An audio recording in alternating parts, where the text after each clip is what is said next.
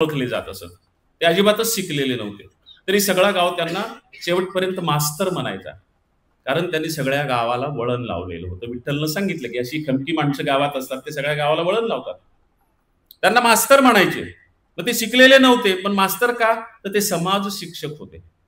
आणि काही काही शिक्षक असं समाज शिक्षकाचं काम करतात. ते वर्गापुरते शिक्षक मर्यादित राहत नाही, ते वर्गाबाहेरही कितीतरी कामं करतात. त्या अर्थानं सुभाष जाधव हे समाज शिक्षक आहेत. इतके दिवस ते शिक्षक वर्गात होते, समाज शिक्षकही होते. त्याच्यामुळं वर्गातल्या शिक्षकीमुळं, तिथल्या ड्युटीमुळं ज्या बाहेरच्या समाज शिक्षकाला मर्यादा पडत होत्या, त्या आता गळून पडलेल्या आहेत. आणि आता ते पूर्णपणे केवळ समाज शिक्षक झालेले आहेत.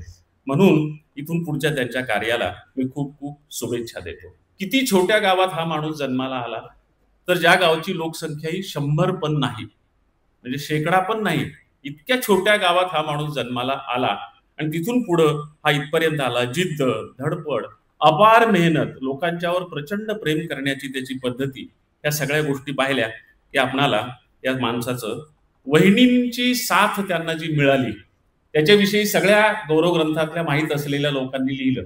माझा काही फारसा तुमचा कौटुंबिक संबंध आला नाही म्हणून वहिनीविषयी फारशी माहिती नाही, पण गौरवग्रंथातल्या सगळ्या लोकांनी लिहिले की बहिणींनी त्यांना फार चांगल्या पद्धतीनं सहकार्य केलं.